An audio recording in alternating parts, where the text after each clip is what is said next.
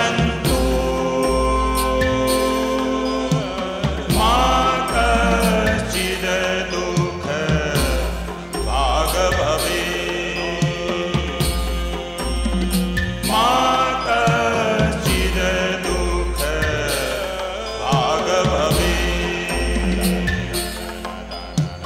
मा कश्चिद् दुःख भाग भवेत्।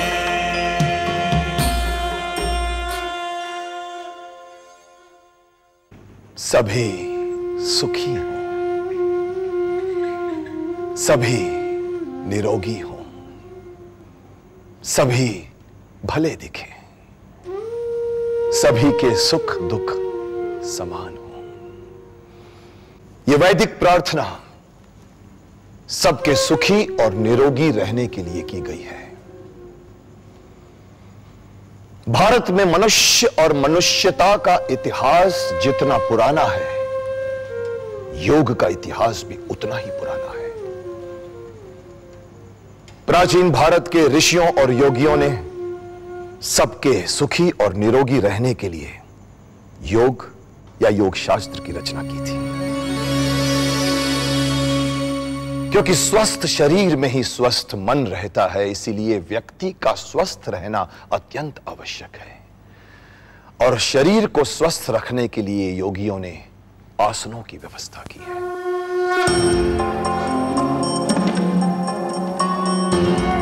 योग के आदि प्रवर्तक हिरण्यगर्भ पातंजलि ने योग के 8 साधन बताए, और वे हैं यम, नियम, आसन, प्राणायाम, प्रत्याहार, धारणा, ध्यान, समाधि। इनमें से तीसरे साधन आसन द्वारा हम किसी भी रोग का उपचार सरलता से कर सकते हैं।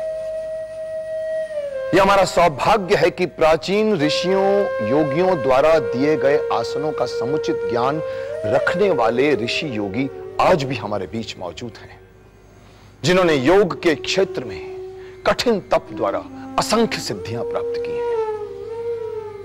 एक गुरुजी का कथन है, व्यायामम कुर्वतो नित्यम विरुद्धमपि भोजनम विदग्धमा विदग्धम वा निर्दोषम परिपच्यते। आसन व्यायाम भी है एवं वृद्धावस्था एवं रोगों से बचाने का रसायन भी यही है। ऐसे ही महान योगाचार्य श्री अवनीश तिवारी जी आज हमारे बीच यहां मौजूद हैं, जिन्होंने योग की दीक्षा योग के योग्य गुरु श्री सत्यानंद जी और श्री नित्यानंद जी से प्राप्त की है। उनका विश्वास है कि योग साधनों और आसनों के द्वारा किसी भी रोग का उपचार संभव है। योगी राज जी ने यह सिद्ध भी किया है।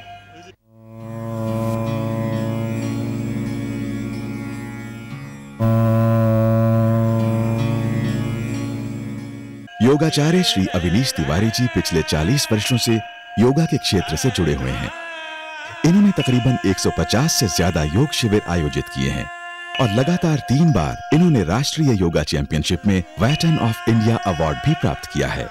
योग आसनों द्वारा इन्होंने कई महान हस्तियों के रोगों का निदान किया है। इनका कहना है, जिस प्रकार दूध लेने से पहले बर्तन को साफ करना आवश्यक है, उसी प्रकार अच्छा जीवन जीने के लिए अपने शरीर और मन को रोजाना योग, ध्यान और प्राणायाम से साफ करना भी अति आवश्यक है।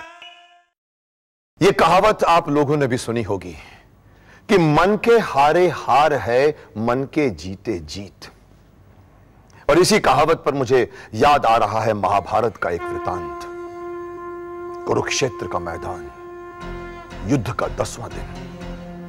भीष्म पितामह के प्रिय अर्जुन ने अपने पितामह के संपूर्ण शरीर को अपने बाणों से भेदकर उन्हें बाणों की शैया पर लिटा दिया था।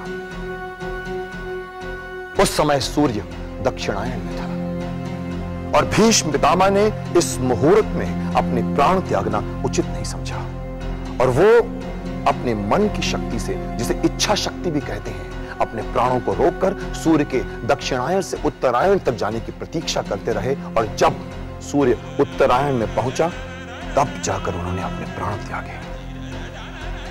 कहने का तात्पर्य यह है कि शरीर के शक्ति से कहीं अधिक शक्तिशाली होती है मन की शक्ति, और इसी मन की शक्ति को जागृत करता है